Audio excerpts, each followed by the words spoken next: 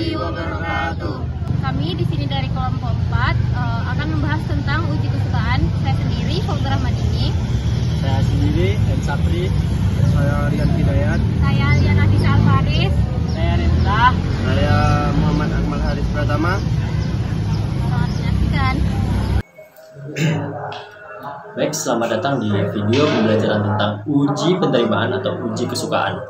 Dalam dunia industri dan riset produk, mengetahui tingkat penerimaan konsumen terhadap suatu produk sangat penting untuk keberhasilan pemasaran dan pengembangan produk.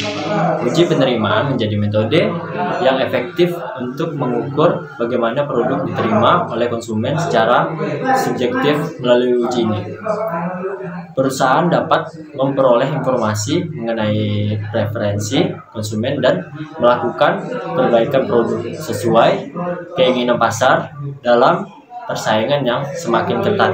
Produk yang hanya memperbaiki preferensi konsumen cenderung sulit bertahan dan berkembang. Artian uji kesukaan. Uji kesukaan atau acceptance test adalah metode evaluasi yang digunakan untuk mengukur sejauh mana suatu produk disukai atau diterima oleh konsumen.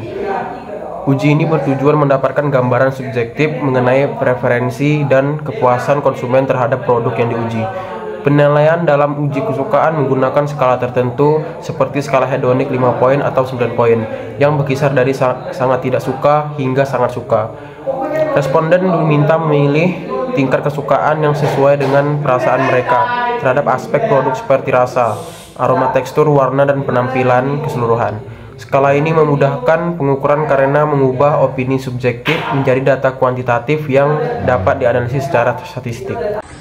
Prosedur pengujian. Prosedur uji kesukaan dimulai dengan menentukan tujuan dan produk yang akan diuji, apakah untuk mengetahui penerimaan produk baru atau membandingkan beberapa formulasi. Selanjutnya, menentukan jumlah dan kriteria penulis yang berasal dari konsumen umum dengan minimal 25-50 orang sesuai target pasar. Kemudian, menyiapkan skala penilaian hedonik yang akan digunakan untuk menilai berbagai atribut produk. Sampel produk disajikan dalam kondisi yang sama dengan kode acak untuk menghindari bias dan urutan penyajian di acak. Panelis mencicipi produk lalu mengisi formulir penilaian tanpa diberi informasi komposisi produk untuk menjaga objektivitas. Setelah data terkumpul, dilakukan analisis statistik seperti ANOVA untuk mengetahui produk yang paling disukai atau perbedaan signifikan antara sampel.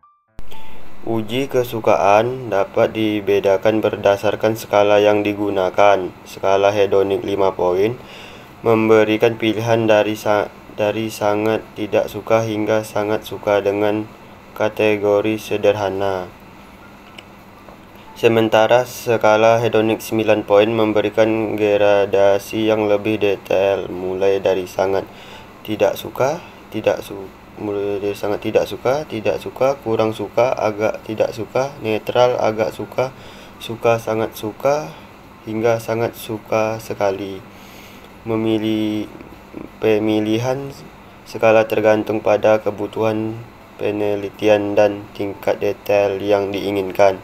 Uji kesukaan juga dapat dilakukan untuk berbagai atribut produk secara terpisah, seperti rasa, aroma, tekstur, dan warna, atau pilihan kesukaan secara keseluruhan. Baik, saya akan menjelaskan bagian yang kelima, yaitu jumlah penulis dan contoh kasus. Jumlah penulis dalam uji kesukaan berkisar antara 30 hingga 100 orang, tergantung tujuan dan jenis produk yang diuji. Minimal 30 panelis sudah cukup untuk mewakili populasi secara statistik. Namun, untuk hasil yang lebih valid biasanya menggunakan 50-100 panelis. Sebagai contoh kasus, yaitu sebuah perusahaan yang menguji 3 varian minuman kemasan dengan 30 panelis menggunakan skala hedonik 9 poin. Hasil menunjukkan varian A mendapat skor 7,0, varian B mendapatkan 7,5, dan varian C mendapatkan 6,2. Setelah diuji ANOVA dengan p-value 0,03, lebih kecil dari alfa 0,05, terbukti ada perbedaan signifikan tingkat kesukaan antar varian. Uji lanjut merupakan varian B lebih disukai dibandingkan varian C.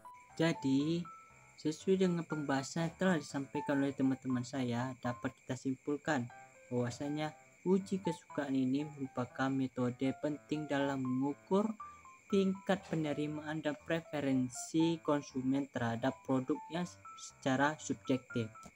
Uji ini memberikan data kuantitatif yang valid untuk mengetahui produk yang paling disukai. Analisis statistik seperti ANOVA dapat menguji signifikansi perbedaan kesukaan sehingga hasil menjadi dasar pengambilan sebuah keputusan dalam pengembangan dan pemasaran produk. Untuk mendapatkan hasil yang akurat, disarankan menggunakan minimal 30 panelis dengan karakteristik yang sesuai target pasar, melakukan pengujian secara sistematik dan objektif, serta melakukan uji lanjut jika ditemukan perbedaan signifikan agar produk yang dihasilkan benar-benar sesuai selera pasar dan potensi sukses yang menjaminkan di masa depan. Cukup sekian dari hasil kesimpulan dan saran dari saya. Apabila ada kata-kata saya yang salah, mohon dimaafkan. Wabillahi taufiq wal hidayah. Assalamualaikum warahmatullahi wabarakatuh. Sampai jumpa lagi. Sekian video pembahasan dari kami tentang uji kesukaan. Semoga dapat bermanfaat untuk kita semua dan mohon maaf apabila ada kekurangan. Terima kasih. Jangan lupa ditonton.